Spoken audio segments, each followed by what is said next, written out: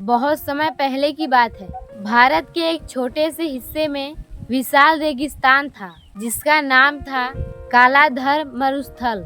दूर दूर तक सिर्फ रेत फैली थी। दिन में सूरज इतना तेज चमकता कि जमीन आग जैसी तपने लगती और रात में ठंडी हवाएं लोगों को कांपने पर मजबूर कर देती। उसी रेगिस्तान के किनारे एक छोटा सा गांव था, सूरजपुर। गांव के लोग मेहनती थे, लेकिन उनकी जिंदगी बहुत मुश्किल भरी थी। पानी की कमी सबसे बड़ी समस्या थी। लोग कई किलोमीटर दूर जाकर पानी लाते थे। खेत सूखे रहते और बच्चे अक्सर प्यासे सो जाते। इसी गांव में एक 14 साल का लड़का रहता था जिसका नाम था वीर। वीर बाकी बच्चों से अलग था। उसे पेड़ पौधों से बहुत प्यार था। जहां दूसरे बच्चे खेलते, वही वीर नदी किनारे छोटे पौधे लगाता। उसकी माँ अक्सर कहती, बेटा इस रेगिस्तान में हरियाली का सपना मत देखा करो, यहाँ तो पानी ही नहीं है। लेकिन लड़का मुस्कुरा कर कहता, माँ अगर इंसान चाहे तो पत्थर में भी फूल खिला सकता है। गांव वाले उसकी बात सुनकर हंस देते हैं और बोलते हैं,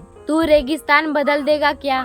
लड़का कुछ नहीं कहता, बस आसमान की तरफ देखकर मुस्कुरा देता है। एक दिन गांव में भयंकर आंधी आई। आसमान धूल से भर गया। लोग अपने घरों में छिप गए। उसी तूफान में एक बूढ़ा आदमी गांव में आ पहुंचा। उसके कपड़े फटे हुए थे और हाथ में एक लंबी लकड़ी की छड़ी थी। लड़के ने उन्हें अपने घर बुलाया और पानी दिया। बूढ़ा आदमी बहुत खुश हुआ। उसने कहा, बेटा तुम्हारा दिल बहुत साफ है। फिर उसने अपनी थैली से एक छोटा सा चमकता हुआ बीज निकाला।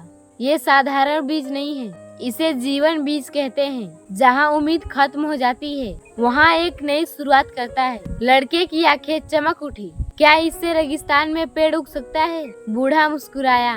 पेड़ सिर्फ पानी से नहीं उगते बेटा, वो विश्वास से भी उगते हैं। इतना कहकर बूढ़ा आदमी चला गया। अगले दिन लड़का उसे खोजने निकला तो वो कहीं नहीं मिला। लड़का उस बीज को लेकर रेगिस्तान के बीचों बीच गया।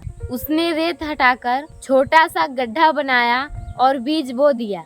उसने अपनी छोटी पानी की बोतल से कुछ बूंदें डाली। उस दिन से लड़का वहाँ रोज जाने लगा। सुबह जल्दी उठता, कई किलोमीटर दूर से पानी लाता और उस बीज को सींचता। धीरे धीरे गांव वालों को पता चल गया, देखो पागल लड़के को रेगिस्तान में पेड़ उगा रहा है। बच्चे उसका मजाक उड़ाते, लेकिन लड़का हार नहीं मानता। दिन बीतते गए, 1 हफ्ते, 2 हफ्ते, 1 महीने, मगर कोई पौधा नहीं निकला।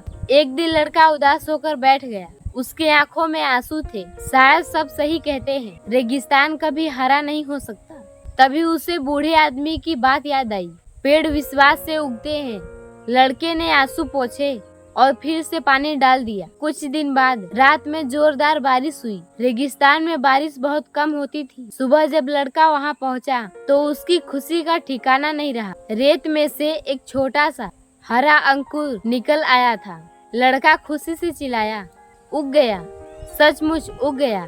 वो दौड़कर गांव पहुंचा, लेकिन गांव वाले बोले, एक छोटा पौधा है, 2 दिन में सूख जाएगा। मगर वो पौधा सूखा नहीं। लड़का रोज उसकी देखभाल करता। धीरे धीरे पौधा बड़ा होने लगा। कुछ महीनों बाद वहाँ एक सुंदर हरा पेड़ खड़ा हो गया। उसकी शाखाएं दूर तक फैल गईं। उसकी छांव में ठंडक रहती थी। रेगिस्तान में पहली बार पंछियों की आवाज सुनाई देने लगी।